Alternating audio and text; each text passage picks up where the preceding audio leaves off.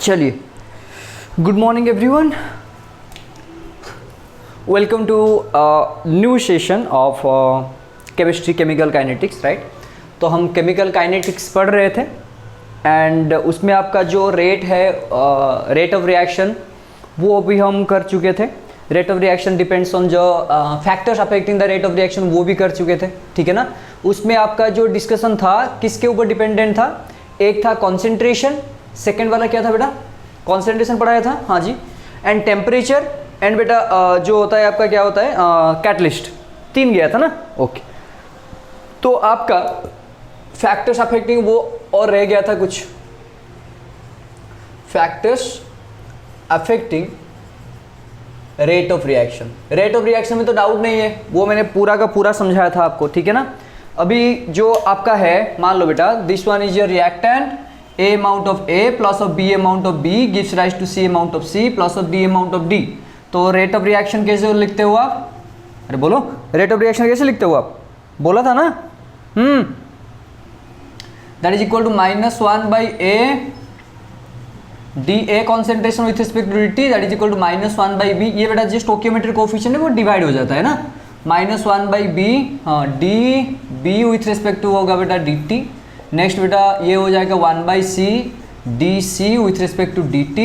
Next हो जाएगा बेटा ये 1/D DD with respect to DT। ये खत्म हो गया था ना रेट ऑफ रिएक्शन। ठीक है, तो यहाँ पर हम रेट ऑफ रिएक्शन के बारे में बेटा बात कर रहे थे, change in concentration divide by change in time, और change in pressure divide by change in time. Pressure के बारे में भी डिस्कस कर चुके थे हम ना।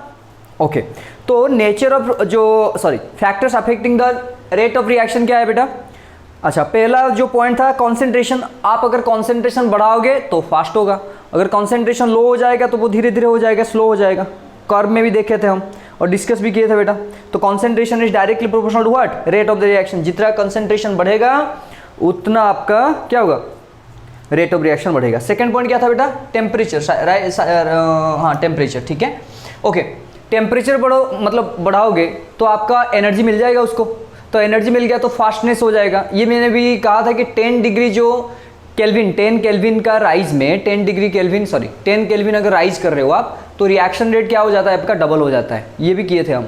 एंड कैटलिस्ट क्या होता है, कैटलिस्ट एक ऐसी चीज होता है जो कि आपका क्या करता है, रेट बढ़ाता है। ये तो आपने प्राइमरी में भी पढ़े हो, ठीक है ना। तो रेट ऑफ रिएक्शन को बढ़ाता है catalyst without involving itself in the chemical reaction. वो इन्वॉल्व नहीं होता है। कैटलिस्ट क्या एक चीज होता है बेटा, वो क्या होता है, खुद इन्वॉल्व नहीं होता है बट रिएक्शन चलता रहता है। फॉर एग्जांपल, अब मान लो हाइड्रोजन प्लस ऑफ आयोडीन, ठीक है, H2 प्लस ऑफ I2 आपको क्या देता है, 2HI। आ रहा है समझ में, 2HI। यहां पर मान लो बेटा, यहां पर लाइट का प्रेजेंस में होता है, पता है आपका, सनलाइट के प्रेजेंस में। अगर मान लो लाइट नहीं है तो ये प्रोसेस क्या होगा, स्लो होता है। ठीक है ना। अगर लाइट मिल गया आपको तो वन टाइप ऑफ वो क्या है आपका, कैटलिस्ट, वो इन्वॉल्व नहीं होता है। लाइट तो मतलब गिर रहा है उसके ऊपर, तो फास्टनेस हो जाता है, मतलब फास्ट हो जाता है। ठीक है ना। तो यहाँ पर कैटलिस्ट का मेन रोल ये होता है बेटा, वो स्पीड अप करता है। ठीक है ना। इनहिबिटर क्या होता है, वो डाउन कर देता है, आपका स्पीड ऑफ करता है कैटलिस्ट। कैटलिस्ट का ऑपोजिट होता है इनहिबिटर, जो कि आपका क्या करेगा, जो आपका रेट ऑफ रिएक्शन को डिक्रीज करवा देगा। लेकिन हमारा यहाँ पर कैटलिस्ट के बारे में डिस्कस करें तो कैटलिस्ट का प्रेजेंस में, कैटलिस्ट के प्रेजेंस में आपका रेट ऑफ रिएक्शन बढ़ता है। ये भी खत्म हो गया था।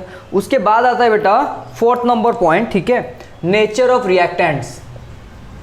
Nature of reactants, nature of reactants and products. ठीक है, nature of reactants and products. ठीक है, ओके, सुन लो बेटा। अच्छा, generally nature of reactants and products क्या होता है, मैं एक एग्जांपल ले लेता हूं बेटा। मान लो आपका nitrogen monoxide plus of oxygen, ठीक है, देता क्या है आपका NO2। सिमिलरली बेटा carbon monoxide plus of O2 क्या देगा आपको, अरे बोल दो, CO2। बैलेंस कर लो अभी, ये बनेगा 2, ये बनेगा 2, हाँ हो गया, ये बन गया आपका 2, तो ये बन गया 2। ठीक है, दोनों मैंने ये ले लिया आपका। अच्छा, जनरली आपका जो केमिकल रिएक्शन होता है क्या होता है बताओ, आपका जो बॉन्ड ब्रेक होता है, यही है ना। मतलब मान लो H2O, तो H प्लस हो गया, OH माइनस, तो बॉन्ड ब्रेक होता है उनमें, चाहे वो कोवैलेंट बॉन्ड हो, चाहे वो आपका इलेक्ट्रोवैलेंट बॉन्ड हो, जो भी बॉन्ड होना है हो, नो प्रॉब्लम। लेकिन आपका जो केमिकल रिएक्शन होगा वो breaking and making of bond होता है ना। नया कुछ चीज़ फॉर्मेशन होगा तो नया बॉन्ड फॉर्मेशन होगा, अगर कुछ ओल्ड चीज़ है वो ब्रेक डाउन हो रहा है तो बॉन्ड ब्रेक डाउन हो रहा है। आ रहा है समझ में? तो breaking and making of bond creates a chemical reaction ना। तो ब्रेक भी हो रहा है साइमल्टेनियसली, मतलब यहाँ पर तैयार भी हो रहा है, मतलब मेकिंग प्रोसेस भी चल रहा है। तो यहाँ पर ये चीज़ सामने आता है कि सर अगर मान लीजिए एक चीज़ ऐसा होगा, सपोज मान लो लेट्स से क्या लूँ, हाँ एक वुड पीस ले लो एंड एक आयरन पीस ले लो। अभी किसको आप मतलब थोड़ा क्या होगा, कम फोर्स डाल के वो मतलब आप ब्रेक डाउन कर सकते हो। वुड नेचर आ रहा है समझ में? तो आयरन थोड़ा मतलब बहुत ज़्यादा स्ट्रांग होता है, इसीलिए आप उसको ब्रेक डाउन नहीं कर सकते, बेंड कर सकते हो। लेकिन जो वुड है वो मतलब मान लो ये क्या है, सपोज लेट्स से एग्जांपल, ठीक है ये वाला मान लो ये आपका प्लास्टिक है, ऐसे इतना फोर्स डालोगे तो टूट गया, देखो ये टूट जाता है आपका। लेकिन अगर मान लो ये आयरन में होगा तो ये नहीं टूटेगा। तो depend on the nature of the material, ठीक है ना बेटा। तो यहाँ पर देखो एग्जांपल, ये NO+O2 गिव्स राइज टू 2 मतलब NO2, ये बेटा वेरी फास्ट होता है। क्यों? नाइट्रोजन मोनोऑक्साइड के लिए। यहाँ पर ये स्लो होता है, क्यों? कार्बन मोनोऑक्साइड, मतलब इसका जो नेचर है इसमें जो बॉन्ड ब्रेक होता है या बॉन्ड कुछ तैयार होता है या मेकिंग ऑफ बॉन्ड और ब्रेकिंग बॉन्ड होता है, उसमें बहुत क्या होता है, स्लो होता है। एंड यहाँ पर बहुत फास्ट होता है, क्यों? नेचर। आ गया समझ में? अरे आ गया कि नहीं? तो नेचर के ऊपर डिपेंड करता है, ठीक है। तो कहीं पर आपका रैपिडली होगा, कहीं पर आपका क्या होगा, वेरी स्लोली होगा, ठीक है ना। इनका वेरी फास्ट, ठीक है, और इसका वेरी स्लो, ठीक है। तो nature of reactant and product के ऊपर डिपेंड भी करता है बेटा। उसके बाद आ जाओ, उसके बाद आया बेटा सरफेस एरिया, ठीक है। सरफेस एरिया, ये बताओ सरफेस एरिया ज़्यादा होगा तो अमाउंट भी ज़्यादा हो जाएगा, अमाउंट ज़्यादा हो गया तो कॉन्सेंट्रेशन ज़्यादा हो गया। इसका मतलब नेचर ऑफ सरफेस एरिया जितना ज़्यादा होगा कॉन्सेंट्रेशन ऑफ क्या होगा, सब्सटेंस उतना बढ़ेगा। नहीं आया समझ में? 1 लीटर बाउल में आपका 1 लीटर कुछ भी सामान, मतलब मान लो 1 लीटर बॉटल है, उसमें 1 लीटर ही वाटर क्या होगा, वाटर फिल हो सकता है। मान लीजिए 2 लीटर ले लिया तो 2 लीटर हो जाएगा। धीरे धीरे देखो वाटर का कॉन्सेंट्रेशन क्या हो रहा है, बढ़ रहा है। अगर कॉन्सेंट्रेशन बढ़ गया तो मुझे पता है रेट ऑफ रिएक्शन में बढ़ जाता है। तो यहाँ पर वही है, surface area directly proportional to क्या होगा, रेट ऑफ रिएक्शन, ठीक है। आ गया। एंड 6 बेटा प्रेजेंस ऑफ लाइट, ये मैंने अभी डिस्कस कर लिया पूरा। कौन सा वाला, अरे बोल दो, H2 plus of I2 gives rise to 2HI, ठीक है ना। तो यहाँ पर अगर बेटा लाइट प्रेजेंस होगा तो ये वेरी फास्ट होता है, वेरी फास्ट सनलाइट के प्रेजेंस में, ठीक है। अगर लाइट नहीं है तो H2 plus of I2 gives rise to क्या हो गया बेटा, 2HI। यहाँ पर लाइट नहीं है तो वेरी स्लो होता है, ठीक है। तो लाइट के प्रेजेंस में रेट ऑफ रिएक्शन क्या होता है, बढ़ता है। तो डायरेक्टली प्रोपोर्शनल आ गया, लिख लो क्विक। अभी हेडिंग डाल दो बेटा, rate expression and rate constant, rate expression and rate constant, ठीक है। डाल लो heading, quick. Rate expression and rate constant discuss करें। ये मिटा दूं, चलो गुड, ओके।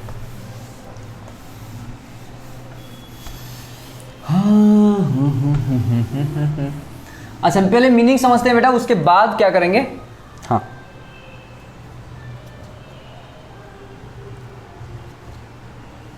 सुनो, अच्छा रेट ऑफ रिएक्शन का तो आपको पता है एक्सप्रेशन कैसे लिखते हैं। अच्छा जो ये बेटा रेट एक्सप्रेशन है, ठीक है ना, रेट लॉ जो होता है उसमें हम सिर्फ किसको कंसीडर करते हैं, आपका रिएक्टेंट्स ओनली, और किसी को नहीं आया समझ में।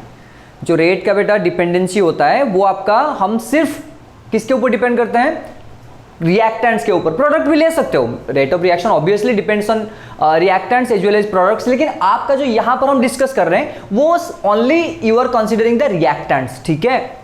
आ रहा है समझ में? प्रोडक्ट को कंसीडर नहीं करना है, कर सकते हो, नो इशू। बट यहां पर जो है आपका जो कैलकुलेशंस हुए हैं वो अगर, अच्छा ये बताओ, रेट ऑफ रिएक्शन रिएक्टेंट में भी जितना होता है प्रोडक्ट में भी उतना होता है। अगर एक पार्ट मैंने कंसीडर किया तो उसी के हिसाब से काम चला लूंगा, प्रोडक्ट का जरूरत नहीं है। अगर प्रोडक्ट में आप कैलकुलेशन कर रहे हो तो रिएक्टेंट में जरूरत नहीं है। लेकिन सारे के सारे जो एक्सपेरिमेंट किए हैं वो रिएक्टेंट को लेके किए हैं, ठीक है ना। प्रोडक्ट में भी कर सकते हो, नो इशू, ठीक है, ओके। तो रेट एक्सप्रेशन रेट कांस्टेंट क्या है, अच्छा हम यहां पर क्या करेंगे, रेट ऑफ रिएक्शन डिफाइन करेंगे, तो रेट ऑफ रिएक्शन, यहाँ पर rate of reaction defined, rate of reaction defined is defined in terms of concentration of reactants only. ठीक है, अरे आगे कि नहीं समझ में, ठीक है ना। तो representation of rate of reaction in terms of rate of reaction is defined in terms of concentration of reactants only is known as rate law, is known as rate law. Rate law क्या है? ये law कहता है आपका, ये जो rate of reaction है is only defined on the concentration of the reactants, concentration of the reactants के ऊपर डिपेंड करता है। मतलब जो रेट लॉ है, मतलब रेट वो रिएक्टेंट के ऊपर डिपेंड करेगा, ना कि प्रोडक्ट के ऊपर। डिपेंड करता है, आई एम एग्री, डिपेंड करता है, बट यहां पर जो रिप्रेजेंटेशन हम बना रहे हैं सिर्फ आपका रिएक्टेंट्स को लेके। आगे समझ में, तो रेट लॉ एक्सप्रेशन क्या कहता है बेटा? तो रेट लॉ डिफाइन करता है कि rate of reaction depends on और in terms of concentration of the reactants. ठीक है, अरे आगे कि नहीं, ठीक है।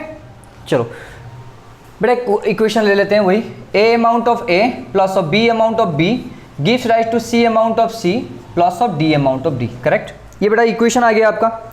अच्छा, यहाँ पर ए बी सी डी क्या है बेटा? स्टोकियोमेट्रिक कोफिशिएंट, ये बताया था पहले भी, स्टोकियोमेट्रिक कोफिशिएंट। ठीक है, ये बताया था प्रीवियस क्लास में, स्टोकियोमेट्रिक कोफिशिएंट्स होते हैं। ठीक है ना, ओके। तो रेट एक्सप्रेशन कैसे लिखते हैं हम? यहाँ पर देखो, तो रेट किसके ऊपर डिपेंड करेगा बेटा? रिएक्टेंट के ऊपर डिपेंड करेगा। अरे आगे समझे, दिस वन। तो रेट इज बेटा directly proportional to a to the power x into B to the power y। ठीक है। अच्छा सर आपने यहां पर x y क्यों लिखा? यहां पर तो सर a b है बेटा, ये जो x एंड y है दीज आर एक्सपेरिमेंटल वैल्यू। ये क्या है आपका? एक्सपेरिमेंटल वैल्यूज है। ये a एंड b के साथ इक्वल हो भी सकता है, नहीं भी हो सकता है, because it is found out only by experiment, not theoretical it is possible. ये याद रहना चाहिए आपको। ये जो एक्स वाई बेटा कॉन्सेंट्रेशन टर्म में यहां पर, हाँ सर इक्वल हो सकता है, आई एम नॉट सेइंग कि हो नहीं सकता, हो सकता है, बट एक्स एंड वाई का वैल्यू जो होता है बेटा वो एक्सपेरिमेंटली फाइंड आउट किया जाता है। ठीक है ना, हम तो करेंगे अभी, नो इशू विद दैट। ठीक है, ओके। तो यहां पर एक्स वाई क्या है? एक्स वाई मे और may not be equal to, may और may not be equal to a and b। ठीक है, a and b से इक्वल हो भी सकता है, नहीं भी हो सकता है। बेटा आ गया समझ में? अरे आ गया कि नहीं? ठीक है, तो रेट इज डायरेक्टली प्रोपोर्शनल क्या होगा बेटा? कॉन्सेंट्रेशन ऑफ रिएक्टेंट को कंसीडर कर रहे हैं हम सिर्फ रिएक्टेंट को कंसीडर कर रहे हैं। 2H2 plus of O2 gives rise to 2H2O, यही हो गया। 2H2 plus O2 gives rise to 2H2O। आगे समझ में? तो ये जो 2 मोल ऑफ, मान लो यहाँ पर देखो 2 mole of hydrogen plus of 1 mole of क्या है? ऑक्सीजन। तो ये आपका यहाँ पर 2 यहाँ पर 1 नहीं, ऐसे नहीं डाल सकते आप, वो एक्सपेरिमेंटल फाइंड आउट करके ही डाल सकते हो किसके ऊपर, मतलब कितना चेंज हो रहा है, कितना चेंज हो रहा है इसमें, रेट में कितना चेंज हो रहा है, by changing the concentration of A and B. A and B का जो कॉन्सेंट्रेशन को चेंज करके आप क्या कर सकते हो, वो होता है आपका क्या? ये एक्स वाई। एक्स वाई क्या है? मे और may not be equal to क्या होता है? A B. ए बी के साथ इक्वल हो सकता है, नहीं भी हो सकता है। बेटा आ गया समझ में? हो गया कि नहीं? एक्स वाई, अच्छा एक्स वाई एक्चुअल में क्या है पता है आपको?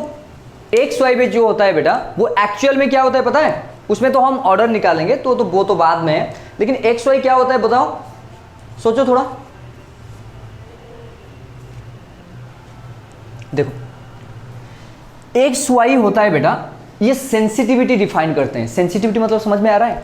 बहुत ही छोटा चेंज आ रहा है। सपोज मान लो बेटा galvanometer is able to measure very very small amount of current even if micro ampere, बहुत ही छोटा है, that means this is known as sensitive instrument.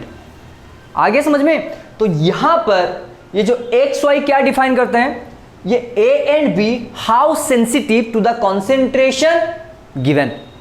X Y define करता है बेटा जो ए एंड बी है वो आपका कॉन्सेंट्रेशन के ऊपर कितना सेंसिटिव है। आ गया समझ में? तो एक्स वाई क्या डिफाइन करता है बेटा?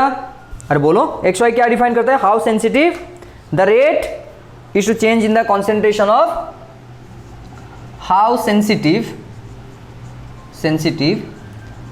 the rate, how xy define करता है बेटा, how sensitive the rate in the change in concentration of reactants और A and B. ठीक है, आगे समझ में. xy एग्जैक्टली क्या करता है बेटा, xy डिफाइन करता है कि जो रेट है वो A एंड B के कॉन्सेंट्रेशन के ऊपर कितना टाइम डिपेंडेंसी है, मतलब कौन सा वाला डिपेंडेंसी, चाहे वो आपका वेरी स्मॉल और वेरी लार्ज. आ रहा है समझ में. तो ए बी तो आपका 2 मोल्स 3 मोल्स ये होता है, लेकिन XY क्या करता है, रेट ये जो ए बी है मतलब रिएक्टेंट्स के कॉन्सेंट्रेशन के ऊपर कितना सेंसिटिव है. इसमें थोड़ा सा चेंज कर रहे हो तो ये बहुत ज़्यादा चेंज हो रहा है, यहाँ पर थोड़ा चेंज कर रहे हो ये उसमें कुछ चेंज नहीं आ रहा है, इसमें बहुत ज़्यादा चेंज कर रहे हो किसमें, कॉन्सेंट्रेशन में, लेकिन रेट में थोड़ा सा चेंज आ रहा है. ये होता है जनरली. तो ये डिफाइन करता है बेटा एक्स एंड वाई. ठीक है, एंड पता है आपको ये जो एक्स एंड वाई होता है बेटा, इसको ऐड कर लो, ये बनेगा आपका n, that is known as order of the reaction. Order of the reaction. ठीक है, अरे आ गया रेट कांस्टेंट एंड ऑर्डर भी लिख दो यहां पर, ऑर्डर ऑफ रिएक्शन. ठीक है, अरे आ गया कि नहीं. ठीक है ना. तो sum of exponents of A and B is known as what, order of the reaction. ठीक है, ऑर्डर ऑफ द रिएक्शन ये a प्लस बी सर कर सकते हो, नहीं, डिपेंड करता है. जब आपका x and y value a and b से इक्वल होगा तब आपका ऑर्डर क्या हो सकता है, a प्लस बी. नहीं तो आपको एक्सपेरिमेंटली फाइंड आउट करना पड़ेगा ये कितना चेंज हो रहा है, ये कितना चेंज हो रहा है, उसको ऐड करो तो आपका ऑर्डर बन जाएगा. ठीक है, बेटा ऑर्डर ऑफ द रिएक्शन आ गया. अरे आ गया कि नहीं, लिख लो quick quick quick quick quick quick. बहुत सारा मतलब सॉल्व करेंगे बेटा, इसमें बहुत ही सारा प्रॉब्लम्स होते हैं, बहुत. ये ऑर्डर में एक्सपेरिमेंटली फाइंड आउट करेंगे. हाँ यहाँ पर बेटा ऑर्डर ये मैं लिख देता हूँ नोट में. ठीक है ना, order can not be found out theoretically. ये थियोरिटिकली फाइंड आउट नहीं कर सकते, ऑलवेज एक्सपेरिमेंटल. ये वर्ड में लिख दो बेटा आप, order can be found out experimentally, it can not be found out theoretically. Only आपका एक्सपेरिमेंट करोगे तभी पता चलेगा. बेटा ऑर्डर आ गया, रेट कांस्टेंट आ गया, रेट एक्सप्रेशन आ गया. सर रेट कांस्टेंट तो नहीं लिखे, अरे यहीं पर देखो, ये मान लो रेट कांस्टेंट क्या है बेटा, आर, मतलब रेट आर. ये इसको हटाओगे तो ये क्या होगा बेटा, कांस्टेंट के यूज होगा, तो k into A to the power X into B to the power Y बन गया बेटा. ये जो k है बेटा यही होता है रेट कांस्टेंट. ठीक है, तो रेट कांस्टेंट ज्यादा होगा, रेट ऑफ रिएक्शन ज्यादा होगा. रेट कांस्टेंट कम होगा, रेट ऑफ रिएक्शन भी क्या होगा, कम हो जाएगा. आगे समझ में.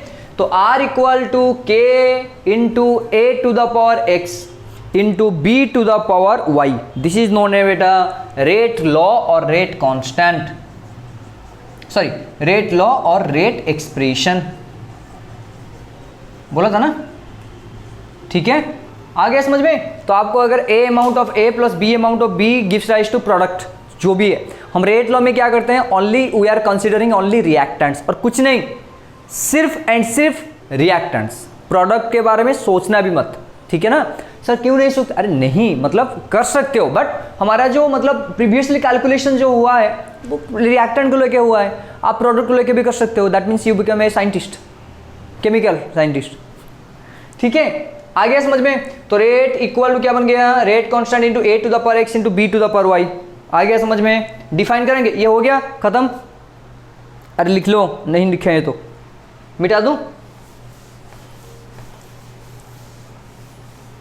अभी देखो ये आ गया बेटा r equal to K into A to the power X into B to the power Y. बेटा सर आपको रेट कांस्टेंट डिफाइन करना है, बताओ रेट कांस्टेंट कैसे डिफाइन करोगे आप.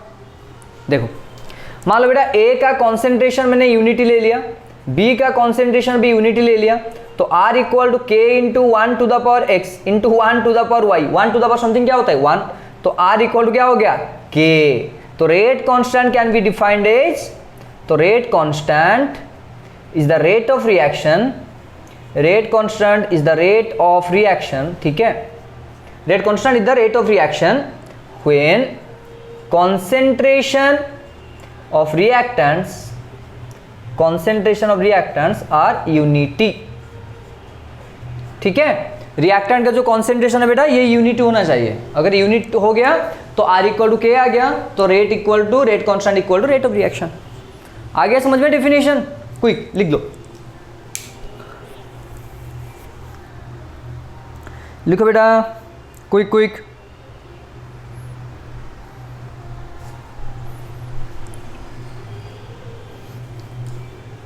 ये मिटा दूं? अच्छा, कैरेक्टरिस्टिक ऑफ रेट कांस्टेंट बेटा, characteristic of rate constant, characteristic of rate constant, rate constant बताओ पहले। के वैल्यू ज़्यादा है तो आपका रेट ऑफ रिएक्शन ज़्यादा है, मतलब के value large, rate of reaction fast. के वैल्यू कम मतलब लो, के वैल्यू कम है तो आर वैल्यू क्या होगा बेटा, स्लो हो जाएगा। तो जितना वैल्यू होगा के का उतना आपका फास्टनेस आएगा रिएक्शन में, जितना आपका बेटा कम होगा के में उतना आपका आर का वैल्यू क्या होगा, स्लो हो जाएगा। आ गया समझ में? अच्छा सर, एक रिएक्शन दूसरे रिएक्शन, मान लो 5 रिएक्शन डिफरेंट टाइप का है, तो रेट कांस्टेंट क्या होगा, डिफरेंट होगा ऑब्वियसली। क्यों? उनका कॉन्सेंट्रेशन रेट सब कुछ डिफरेंस है, तो ऑब्वियसली डिफरेंट होगा। तो यहाँ पर second point, K is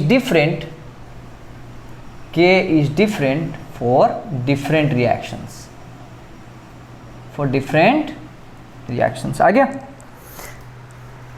okay ठीक है बेटा। और एक चीज है, हाँ बेटा, K डिपेंड्स किसके ऊपर करता है, K डिपेंड्स ऑन टेम्परेचर। ठीक है,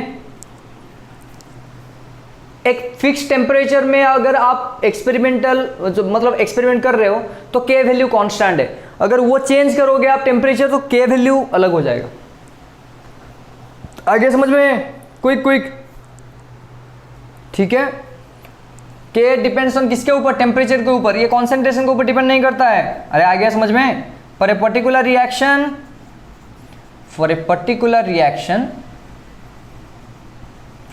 reaction K does not depend on किसके ऊपर बेटा, K does not depend on concentration। ठीक है बेटा, K concentration के ऊपर डिपेंड नहीं करता है। ठीक है, अरे आ गया कि नहीं? जितना ज़्यादा K वैल्यू उतना फास्ट रिएक्शन, जितना कम वैल्यू K का उतना स्लो रिएक्शन, और एक टेम्परेचर में K का वैल्यू कांस्टेंट, टेम्परेचर अगर चेंज कर रहे हो तो K का वैल्यू भी क्या होगा, चेंज हो जाएगा। ठीक है बेटा, प्रॉपर्टीज आ गया। चलो अभी ऑर्डर में चलते हैं। एंड ऑर्डर कैसे होगा बेटा, ये एक्सपेरिमेंटली फाइंड आउट कर पाओगे आप, नहीं तो कुछ नहीं।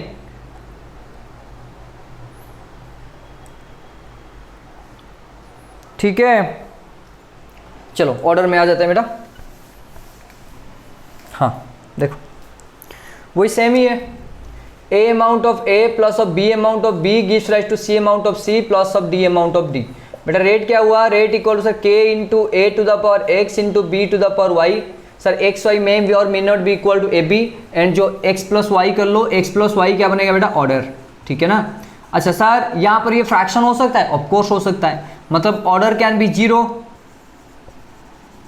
ऑर्डर वो जीरो भी हो सकता है, order can be zero 1 2 3 dot dot dot, may be fraction, may be fraction भी हो सकता है बेटा ये। अच्छा बेटा ऑर्डर अगर जीरो हो गया, मान लो ऑर्डर कितना है बेटा जीरो, तो ये भी जीरो है, ये भी जीरो है, आगे समझ में, ये भी जीरो होगा, नहीं तो ये भी जीरो होगा, तो जीरो प्लस जीरो मतलब something to the power zero value कितना है 1, something to the power zero value कितना है 1। बेटा आ रहा है समझ में या नहीं आ रहा है? तो अगर ऑर्डर आपका जीरो है इसका मतलब क्या है, रेट ऑफ रिएक्शन कॉन्सेंट्रेशन के ऊपर डिपेंड नहीं करता है, ऑर्डर इक्वल टू जीरो। अरे यहाँ पर कुछ नहीं है, सिर्फ आर इक्वल टू के हो गया, तो R does not depend on concentration. आ गया? तो ऑर्डर जीरो का मतलब क्या होता है बेटा, बोल दो बेटा। ऑर्डर जीरो का मतलब होता है rate of reaction independent of concentration. ठीक है, डज नॉट डिपेंड कॉन्सेंट्रेशन किसके ऊपर, रिएक्टेंट। कॉन्सेंट्रेशन ऑफ रिएक्टेंट, क्योंकि आप यहाँ पर बेटा ओनली रिएक्टेंट्स को कंसीडर कर रहे हो, ठीक है। तो इट में बी 0, इट में बी फ्रैक्शन, इट में बी व्हाट 1 2 3 4 जो भी है, ठीक है। अरे आ गया कि नहीं? अच्छा, मान लो बेटा suppose for example H2 plus of O2 gives rise to क्या होता है H2O, ठीक है। आ गया समझ में? यहां पर ये एक स्टेप में कंप्लीट हो गया, H2 plus of O2 gives rise to क्या होता है H2O, बेटा ठीक है। अरे आ गया कि नहीं समझ में? ओके, नेक्स्ट बेटा मान लो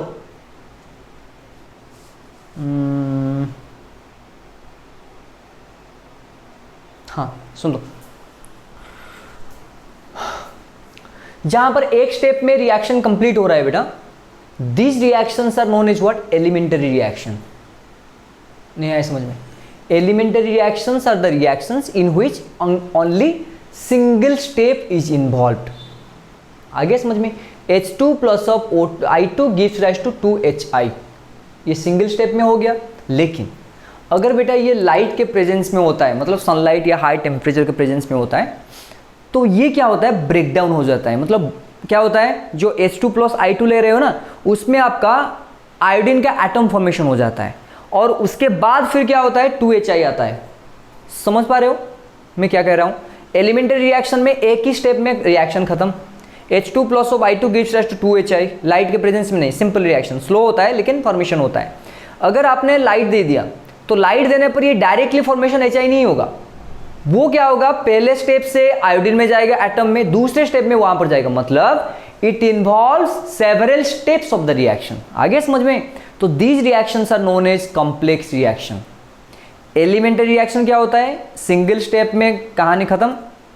कॉम्प्लेक्स रिएक्शन में क्या होता है, बहुत सारे स्टेप्स हो गए, इंटरमीडिएट स्टेप्स, उसके बाद लास्ट में क्या होगा प्रोडक्ट फॉर्मेशन होगा, ठीक है ना। लेकिन जो एक रिएक्शन मान लो H2 plus I2 gives rise to 2HI, यहां पर मान लो बेटा ऑर्डर 2 है, तो यहां पर एक स्टेप में ऑर्डर 2 हुआ, फिर आपने क्या किया लाइट दे दिया तो वो ब्रेकडाउन हो गया स्टेप, यहां से मतलब H2 plus I2 fast by product formation होगा, ये फिर इसमें होगा, ये फिर उसमें होगा, मल्टी स्टेप, उसमें भी आपका ऑर्डर कभी चेंज नहीं होगा। आगे चाहे वो एलिमेंटरी रिएक्शन हो चाहे वो आपका कॉम्प्लेक्स रिएक्शन हो, ऑर्डर हमेशा कांस्टेंट रहता है। आगे समझ में? अरे आ गया कि नहीं? तो एलिमेंटरी रिएक्शन क्या होता है मैं लिख देता हूं यहां पर बेटा। एलिमेंटरी रिएक्शन वो होता है, एलिमेंटरी रिएक्शन, ठीक है, और यहां पर ये लिखता हूं सिंगल स्टेप रिएक्शन, ठीक है, सिंगल स्टेप रिएक्शन। और कॉम्प्लेक्स रिएक्शन क्या होता है बता दो? Complex reaction multiple step reaction, multiple step reaction. आ गया समझ में? अरे आ गया कि नहीं? ठीक है ना। तो इसमें आपका क्या चेंज नहीं होगा ऑर्डर, मतलब ऑर्डर का जो डेफिनेशन है चाहे वो आपका एलिमेंटरी रिएक्शन हो कॉम्प्लेक्स रिएक्शन हो, दोनों के लिए बेटा ऑर्डर का जो डेफिनेशन है, डेफिनेशन ऑफ ऑर्डर वैलिड है।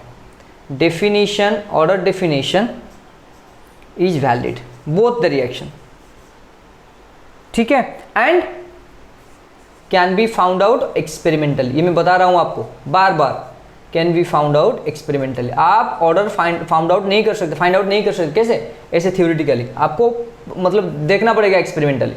Can be found out experimentally, ठीक है। अरे आ गया कि नहीं? Very good.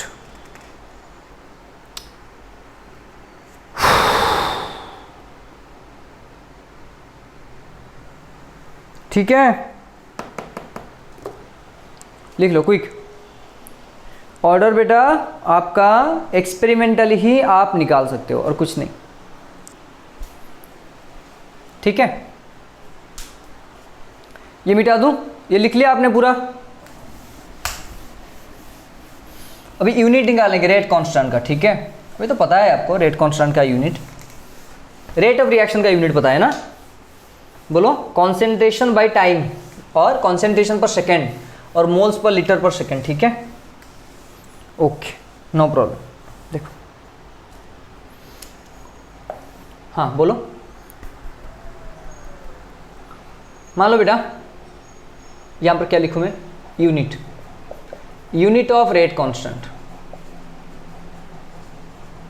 Unit of rate constant. मान लो बेटा मैंने एक nth ऑर्डर रिएक्शन ले लिया, nth ऑर्डर लेट से, ठीक है, तो n amount of A gives rise to बेटा क्या हो गया, मान लो प्रोडक्ट, ठीक है। सर आप तो बोले थे कि ये इक्वल नहीं होगा, अरे इक्वल हो भी सकता है नहीं भी हो सकता है, ठीक है ना। तो यहाँ पर जो आपका nth ऑर्डर है तो ये n becomes equal to coefficient और may not be equal to, but here I am considering the equal, मतलब nth ऑर्डर जो रिएक्शन है ये जो n है वो कॉन्सेंट्रेशन मतलब आपका जो A अमाउंट ऑफ A था उसी के साथ इक्वल है, ठीक है। तो यहाँ पर जो x का वैल्यू है वो A का वैल्यू है, सिर्फ आपका क्या है मैं यूनिट निकालने के लिए यूज कर रहा हूँ, ठीक है। और बताओ रेट क्या होगा बेटा, तो रेट इक्वल टू सर बनेगा ये k into A to the power what n। आपको किसका चाहिए बेटा यूनिट, दिस वन, तो k इक्वल टू क्या बन गया, रेट डिवाइडेड बाई, हाँ बोलो, A टू द पावर क्या हो गया बेटा n। देखो अरे आ गया कि नहीं, अच्छा सर रेट क्या है, rate of reaction concentration upon time, concentration by time divided by ये क्या हो गया बेटा, concentration to the power n। आ गया समझ में। फिर ऊपर चला जाएगा बेटा कॉन्सेंट्रेशन, ये n है ऊपर जाएगा, ऊपर एक कॉन्सेंट्रेशन है इसका पावर क्या है 1, ये नीचे n है ऊपर चला जाएगा तो 1 माइनस n बन गया, और यहाँ पर बेटा टाइम बन गया। कॉन्सेंट्रेशन का यूनिट बताओ, मोल्स पर लीटर, ठीक है ना, तो मोल पर litre to the power 1 minus n into time का यूनिट क्या होता है, सेकेंड। आ गया, इसको ब्रेक डाउन करो, ये हो गया mole into litre inverse to the power 1 minus n into second. तो इसको और भी ब्रेक डाउन कर लो बेटा, mole into 1 minus n, litre into minus one minus minus plus n minus 1 into second. आ गया समझ में। तो k का यूनिट क्या बन गया बेटा, mole to the power 1 minus n, ठीक है, mole to the power 1 minus n, litre to the power n minus 1 into second. आ गया सर, अभी करते हैं, मैंने कहा करो सर। पहला आपका जीरो ऑर्डर, ठीक है, जीरो ऑर्डर मतलब n इक्वल कितना होगा, जीरो डाल दो यहाँ पर, तो k का यूनिट क्या होगा, mole to the power 1 minus zero, litre to the power 0 minus 1 यहाँ पर सेकेंड। तो ये बन गया बेटा मोल, ये हो गया लीटर इनवर्स, ये हो गया सेकेंड। आ गया, अरे आ गया कि नहीं, ठीक है। अच्छा एक चीज गलत हो गया क्या, ये बाय टाइम है बेटा, ये सेकेंड इनवर्स रहेगा, अरे डिवाइड बाय टाइम है, ठीक है, सेकेंड इनवर्स, हाँ करेक्ट, ये सेकेंड इनवर्स, ठीक है। तो मोल्स पर लीटर पर second, second sir second order reaction, ठीक है कर लो। Second order n equal to 2, अरे 1 भी डाल सकते हो आप, नो इशू, 2 डालो यहाँ पर। तो k का यूनिट क्या हो गया, mole to the power 1 minus 2, L to the power 2 minus 1, second to the power minus 1। तो ये बनेगा बेटा mole to the power minus 1, L to the power 1, second to the power minus 1। आ गया सर। फास्ट ऑर्डर रिएक्शन, हाँ कर सकते हो, k को ए फास्ट ऑर्डर मतलब n इक्वल टू 1 हो गया, तो k equal to mole to the power 1 minus 1, L to the power 1 minus 1, second inverse. ये कट जाएगा तो आंसर कितना आएगा, सेकेंड इनवर्स। आ गया कि नहीं, रेट कर सकते हो आराम से या नहीं, हाँ गुड।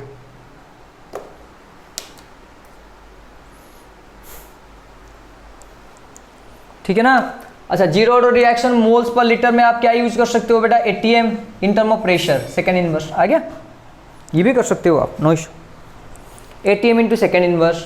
फर्स्ट ऑर्डर में क्या कर सकते हो, same second inverse. Third order में सॉरी सेकेंड ऑर्डर में क्या होगा बेटा, सेकेंड ऑर्डर में देखो सर, सेकेंड ऑर्डर में क्या था इक्वेशन, देखो सेकेंड ऑर्डर का यूनिट क्या है, mole inverse litre 1 second to the power minus 1। Sir मुझे ATM यूज करना है, ATM का मतलब होता है मोल्स पर लीटर, लेकिन यहाँ पर मोल इनवर्स लीटर है, तो आप इसको ऐसे भी लिख सकते हो, 1 divide by mole litre inverse into second inverse. ये मोल्स पर लीटर क्या है, ATM, तो 1 by ATM into second inverse. तो ये बनेगा ATM इनवर्स सेकेंड इनवर्स, किसके लिए, सेकेंड ऑर्डर। आ गया, इन टर्म ऑफ प्रेशर और इन टर्म ऑफ जनरल कॉन्सेंट्रेशन। ये भी प्रॉब्लम हम किए थे बेटा प्रेशर के रिलेटेड, ठीक है। अरे आ गया कि नहीं, वेरी गुड। तो रेट कांस्टेंट किसके ऊपर डिपेंड करता है बेटा, अभी बताया था, रेट कांस्टेंट के डिपेंड्स ऑन व्हाट, बताया तो था अभी, डिपेंड्स ऑन पहला, अरे बता दो, टेम्परेचर, ठीक है। सेकेंड बेटा कैटलिस्ट, और क्या होगा, nature of the reactant, nature of reactant. आ गया। नेक्स्ट क्लास सिर्फ प्रॉब्लम ही करेंगे बेटा ऑर्डर के रिलेटेड। ये बात समझ में आ गया आपको पूरा, और मतलब रेट कांस्टेंट का वैल्यू कैसे निकालें, सॉरी रेट कांस्टेंट का यूनिट कैसे निकालें, क्या दिया होगा, किसके ऊपर डिपेंडेंसी है, सारे के सारे चीज़ पूरा आ गया समझ में बेटा। लिख लो, ये अगर फॉर्मूला याद रह गया तो किसी भी ऑर्डर का आप निकाल सकते हो, इजी है ना। मैंने ऐसे नहीं लिख दिया, यहाँ से डिराइव करके लिखा यहाँ पर, ठीक है। ओके, तो फिर कल मिलते हैं बेटा। Till then take care, bye bye, BAP Krishna.